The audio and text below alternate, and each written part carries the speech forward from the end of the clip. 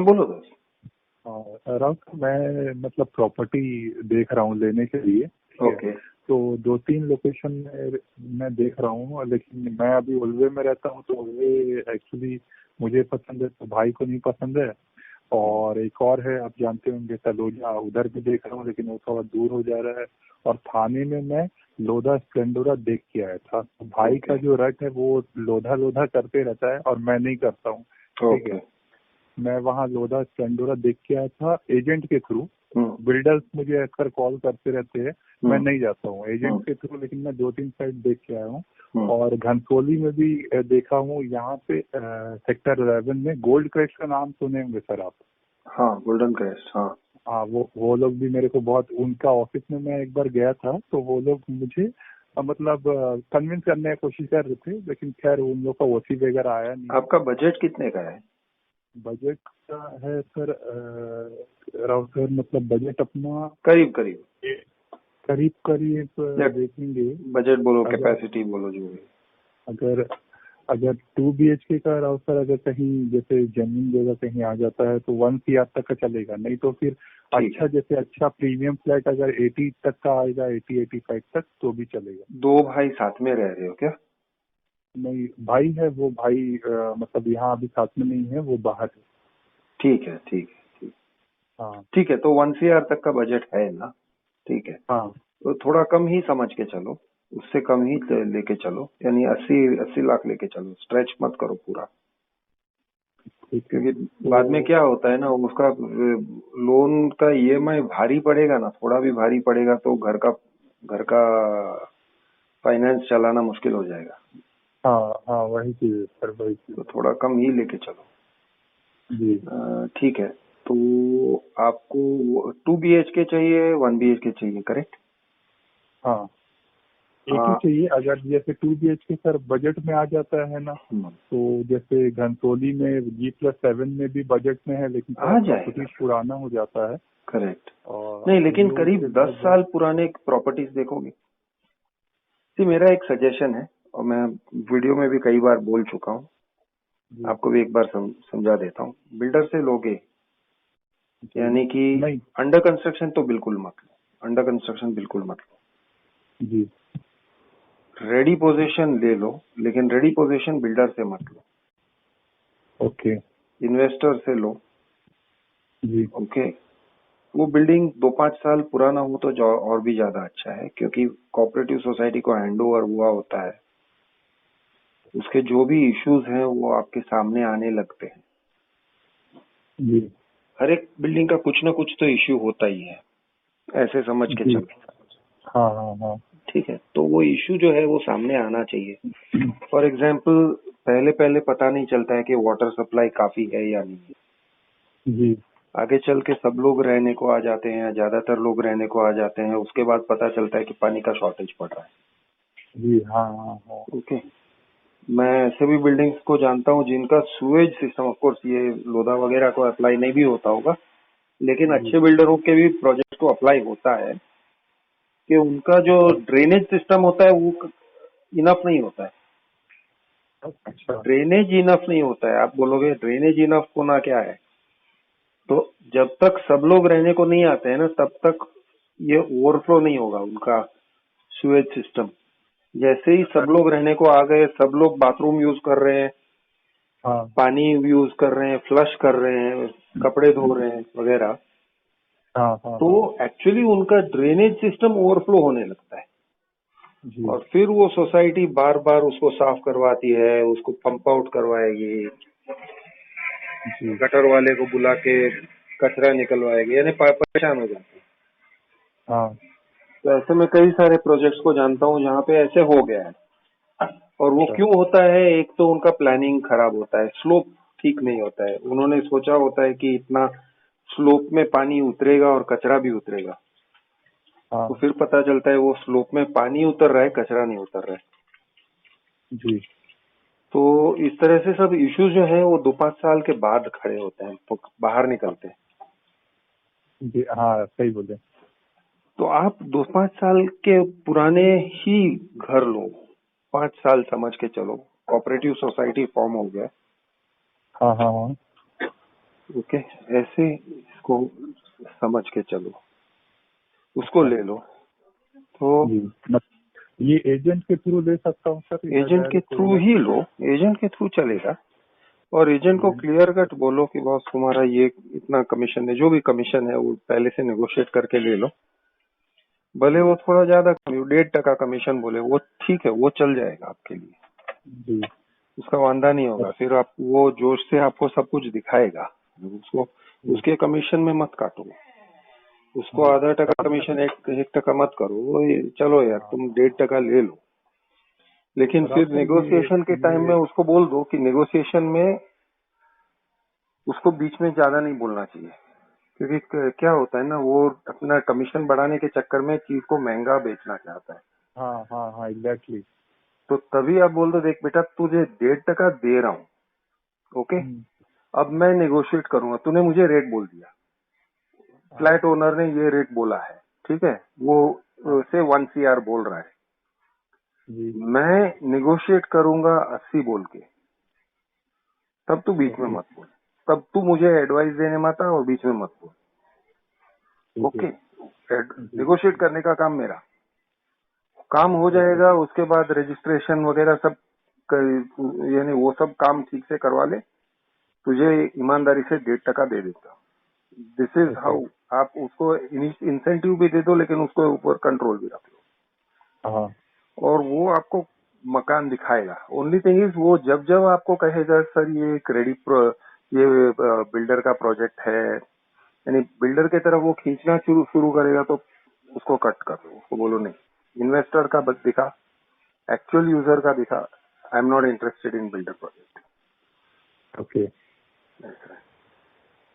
ये राव सर आपके नज़र में मतलब ये घनसोली अगर ये एप्रिसिएशन के मामले में ये अच्छा रहेगा, या जहाँ मैं रहता हूँ उल्वे में जहाँ ये एयरपोर्ट आने वाला है, आने वाले सच दिनों में पूछूं, कब आएगा? सच बोलूं, मुझे सच्ची में तुम्हारे एरिया के बारे में कुछ भी पता नहीं, हाँ क्योंकि कुछ भी इसीलिए पता नहीं, अभी कुछ भी मतलब कुछ भी जी पता नहीं है। एक्चुअली ऐसे होता है ना, हर एक को अपना एरिया पता होता है।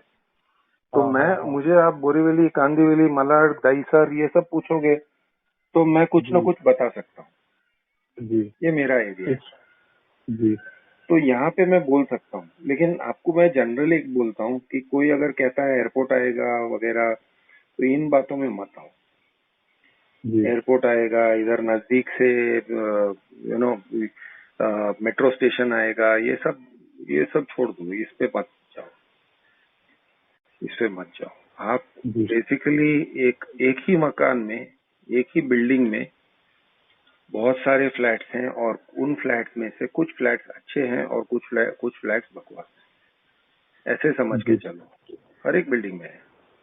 तो जी फॉर एग्जाम्पल बहुत मैं, फ्लैट हाँ जी बहुत सारे फ्लैट मैंने देखा है राहुल जी, ये हाँ बहुत सारे फ्लैट मैंने देखा है यहाँ पे, लेकिन एक्चुअल में यहाँ पे बिल्डर का वो आता है ना, तो वहाँ पे जब मैं एक्चुअल में मैं खुद जाके वहाँ पे जब उसका देखता हूँ, सर्वे करता हूँ, तो बहुत जगह ओसी अप्लाई किया हुआ, ओसी आया नहीं है, पानी करेक्ट नहीं आया है, और वो लोग बेचना शुरू करता है ऐसे करेक्ट कस्टमर को कन्विंस कर करके। करेक्ट।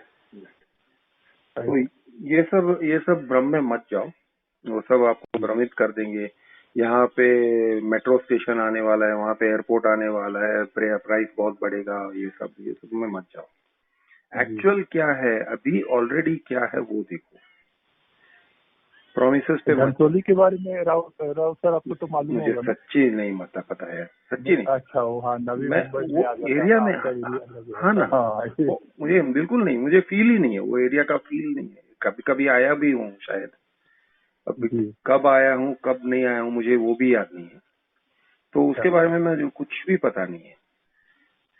मैं तो ये ठीक है राव। कहूंगा, आपका 1 CR तक का बजट है तो काफी बजट है। हाँ 1 CR को आप जी 80 लाख पकड़ के चलो, 80 लाख जी पकड़ ठीक के चलो, और आप नेगोशिएट करो, जबर दबर दब के नेगोशिएट करो। देखो क्या है ना, अभी कोरोना वायरस का दौर है, ठीक है, इंडिया का इकोनॉमी कम हुआ है, जबरदस्त हाँ कम हुआ है, आप जानते हो। जी जी गवर्नमेंट कह रही है 25%, अगर गवर्नमेंट हाँ कहती है 25% या 21% जो भी है, तो मुझे लगता है कि 35% कम हुआ होगा, 40% कम हुआ हाँ होगा, ओके। हाँ गवर्नमेंट अगर 21% पे मान रही है, तो ज्यादा ही कम हुआ होगा। और भी होने हाँ का है, बिजनेस टूटेंगे, नौकरियां छूटेगी, सैलरीज 50% कम हुए हैं बहुत, यानी प्राइवेट सेक्टर में बहुत लोग 50% सैलरी पे काम कर रहे हैं। हाँ तो हालत खराब है। अब जब हालत खराब होता है तो लोग डिस्ट्रेस सेल के मूड में आ जाते हैं। उसका राइट फायदा लो, उसका फायदा लो, उसका जी फायदा उठाओ। ठीक है, तो समझ गया। कोई ना कोई इन्वेस्टर होगा जिसने 3-4 फ्लैट खरीद के रखे होंगे, जी लेकिन उसकी लाइफस्टाइल ऐसी है कि उसका एक क्रेडिट कार्ड पे लोन है, उसका पर्सनल लोन है, उसका एक हाउसिंग लोन, होम लोन लेके रखा है, कार लोन लेके रखा है, ऐसे 4-5 लोन्स के ईएमआई भर रहा है। तो हाँ आप हाँ सोचो, अब वो आज के हालत में जब उसका बिजनेस खराब चल रहा है तो हो सकता है कि वो उसको ईएमआई भरने में तकलीफ हो रही होगी। हाँ एग्जैक्टली। राइट। अब वो हाँ सोचेगा चलो यार मैं एकाध मेरा एसेट बेच के जल्दी से पैसे फ्री करके ईएमआई ये लोन्स को क्लियर कर दूं इसको तो मेरा क्लियर करो। ईएमआई बर्डन कम हो जाएगा। ये उसका हाँ हाँ माइंड हाँ होगा, ये उसका मन होगा। ठीक है, जी उसने ऑलरेडी एस्टेट एजेंट को बोल के रखा होगा, 2-3 महीने हो गए या 4-6 महीने हो गए, लेकिन एस्टेट जी एजेंट ने उसको ये नहीं दिया है, बायर नहीं दिया है। क्यों नहीं दिया है? क्योंकि जो भी बायर आता है वो डाइवर्ट करता है बिल्डर की तरफ। ठीक है, अब वो परेशान है। अब उस जी सिनारियो में आप आते हो और आप हाँ कहते हो मुझे ये आपका जो आप 80 लाख कोट कर रहे हो, अगर ये 60 बोलोगे या 65 बोलोगे तो अभी इधर मैं टोकन लेके खड़ा हूँ। जी वैसे ही राव सर, एक दो जगह मैंने किया भी था। मतलब सिर्फ वर्बली मैंने बोला था कि एक मतलब एक अपार्टमेंट मुझे बहुत अच्छा लगा था, तो वो 87 बोला था। मतलब भाई अगर उसको मैंने 80 बोला था, बोला नहीं नहीं सर नहीं होगा। मतलब ठीक है कोई बात नहीं, किसी को भी मुझे अपना देख के तुरंत ड्रीम होम नहीं बनाना है ना, वो करेक्ट, चीज है। करेक्ट। लेकिन आज के माहौल में लोग बार्गेन करेंगे, और मैंने ऐसे लोगों को देखा भी है जो पहले बहुत रूडली भी बात करते हैं। मुझे इंसल्ट भी किया था, मैंने जब जी पैसे कम करने को ट्राई किया। 164 बोल रहा था एक बंदा, मैंने कहा जी सर 164 बहुत ज्यादा कह रहे हो आप, 160 पे आ जाओ वगैरह। 2016 तो नहीं, 14 की बात है, 2014 की बात है। तो मैंने बार्गेनिंग किया था, वो आर्मी कर्नल टाइप का आदमी था, बहुत इंसल्ट किया उसने, बैठ के इंसल्ट किया। अरे यार तुम घर लेने निकले हो या पैसे बचाने निकले हो? पैसे बचा रहे हो तो पैसे बचा के रखो ना, फिक्स डिपॉजिट में रखो, तुम ब्याज कमाओगे, घर खरीदने की क्या जरूरत है वगैरह। ठीक है सर, आप ये पोजीशन है, आप कह रहे हो, मैं सुन के ले लेता हूँ, चलेगा। लेकिन बाद में मैंने दूसरा डील किया, उसको दूसरा डील नहीं मिला, और वो ऐसे ही दिखा रहा था कि जाएगा जाएगा आएगा आएगा। एक दिन मैं बिल्कुल टोकन लेके उसके पास गया था, डैड से पूछ के गया था कि डैड मैं आज टोकन करके आ रहा हूँ। ओके, मैं चेक लेके गया था और टोकन करने बैठा। अब उसका दिमाग कुछ ऐसा चला कि वो और थोड़ा बार्गेनिंग करना चाहता था, तो हमने सेटल किया हुआ था एक प्राइस, अभी मुझे भी ठीक से याद नहीं है, लेकिन 160 के आसपास ही कुछ था, 162 या ऐसा कुछ था। उसमें सब कुछ पार्किंग सब गिना हुआ था, लेकिन उसकी दिमाग कुछ चली कि वो बोला पार्किंग के लिए कुछ अलग दे दो। मैंने बोला यार हमने तो सेटल करके already have come for token, हम ये सब आर्ग्यूमेंट बार्गेनिंग सब हो चुका है, अब आप नया से क्या खोल रहे हो? नहीं नहीं बस कुछ बोल दो। अब वो चाहते थे कि मैं 25 बोलूं या 50 बोलूं, कुछ बोलूं, लेकिन मेरा दिमाग हट गया। उतना उसने जो इंसल्ट किया था उसके बाद मेरा भी थोड़ा दिमाग तपा हुआ था। मैंने बोला नहीं करके मैं उठ गया, खट से उठ गया, निकल पड़ा। उसके बाद मैंने मेरा दूसरा डील था, वो तभी तक फाइनलाइज नहीं हुआ था, वो डील फाइनलाइज हो गया, मैंने टोकन कर दिया after 2-3 days, few days actually, 4-5 दिन। अच्छा उसके बाद ये कर्नल का रोज फोन आता था, या तो कर्नल का या फिर ब्रोकर का, साहब आपको लेना था ना। मैंने कहा था मैंने टोकन कर दिया भाई, उससे अच्छे रेट में मुझे मिला है। हाँ कितने में मिला है? इतने में मिला है, आई थिंक 160, 157। तो मैं 160 में करके देने को तैयार। मैंने कहा मैंने 1 लाख का टोकन दे दिया है। अरे 1 लाख का टोकन भी मैं एडजस्ट कर लेता हूँ, 159 करने को तैयार।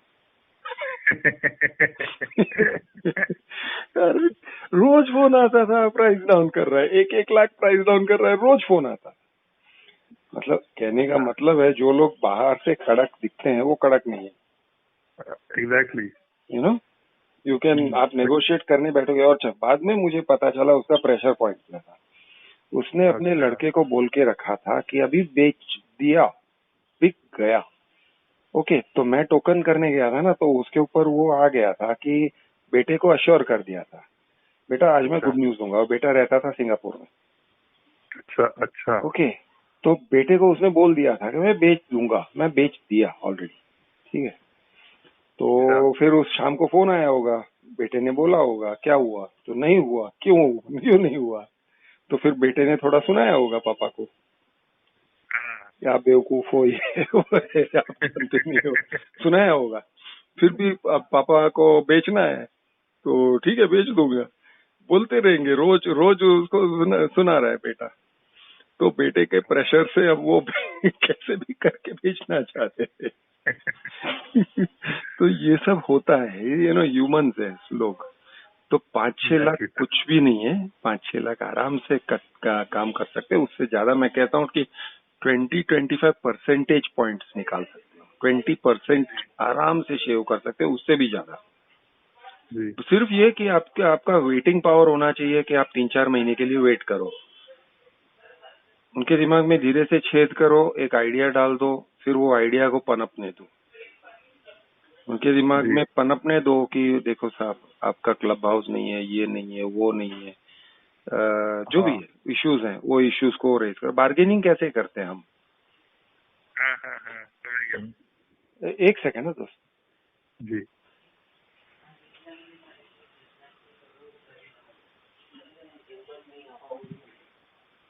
तो बेसिकली हम बार्गेनिंग, फ्रूट मार्केट में जाते हैं, बार्गेन कैसे करते हैं? अरे यार ये आम तैयार नहीं है, छोटे हैं, तो उसकी फॉल्ट निकालते हैं ना। तो सेम वे फॉल्ट निकालो और फिर छोड़ दो, उसके सोचने दो उसको। जी तो ऐसे सब करके, यानी साइकोलॉजी खेलने का होता है। हाँ तो आप करोगे तो होगा। ये मुझे दूसरा डील मिल गया है बोलो, हाँ 2-4 दिन के लिए मैं कल फोन करता हूँ बोलो, या आज शाम को फोन करता हूँ बोलो, और फिर 4 दिन के लिए फोन मत करो। मैं भी बेसिकली किसी सब। किसी किसी के साथ ज्यादातर वैसे ही डील करता हूँ मैं। हाँ, ठीक है, तो वो तो अभी जैसे ये मैं आपको गोल्ड क्रेश वाला बताया था ना, तो राइट। वो सेल्स का ऑफिस में बंदा, एक एजेंट मुझे ले गया था वहाँ पे। ठीक है, हम्म, अब ले गया वो एजेंट भी अब फोन करता है, और वहाँ जो मतलब जो बिल्डर का ऑफिस में लेके गया था वो लोग भी मेरे को डेली कॉल बजाते रहते हैं। वो लोग अपना एग्जीक्यूटिव का नंबर दे दिए, जो उन लोग का ऑफिस में मतलब लड़की जो बैठती है वो लोग सर आप आने वाले थे, सर आप आने वाले थे। अब मैं हम्म, उनको सवाल करता हूँ, तो मैडम आपका ये बिल्डिंग का ओसी आया? क्योंकि टोटल 5 विंग है सर। ठीक है, राइट, 5 विंग है, तो एक विंग ये लोग बोल रहे कि कंप्लीट हो गया, और मुझे राइट। सैंपल सेट दिखाए थे। ठीक है, तो वैसे में कोई भी नहीं करेगा टोकन, जो बहुत ही ज्यादा बेवकूफ रहेगा वही टोकन करके आएगा या पेमेंट करके आएगा। राइट। अभी लोग मेरे को डेली फोन करके परेशान करते रहते हैं। मैं उनको एक ही बात बोला, कल ही लास्ट फाइनल बात हुआ, वो जो एक लड़की फोन करती है, मैं उनको एक ही चीज बोला कि देखिए मैडम, जब ओसी आएगा ना फाइनली, तब तो बोलती सर ओसी आएगा ना, तो अभी जो आपको ये फ्लैट 83 में मिल रहा है ना, ये 92 में जाएगा। मैम जब ओसी आएगा ना तो बताइएगा, फिर ओसी देखेंगे। आएगा तब हाँ एक्चुअली जीएसटी का रेट कम हो जाता है ना, जीएसटी का लोड निकल जाता है। हम्म बिना ओसी के घर लेते हैं हम तो 12% जीएसटी देना होता है। हाँ ओसी आ जाता है तो 12% जीएसटी नहीं देना होता है। एग्जैक्टली। उसका क्या? हाँ ये चीज तो अभी मुझे आपसे मालूम पड़ा, ये चीज मेरे को जीएसटी का मालूम नहीं था सर। तो ओसी रिसीव्ड फ्लैट लेने चाहिए, जी जीएसटी बचेगा ना।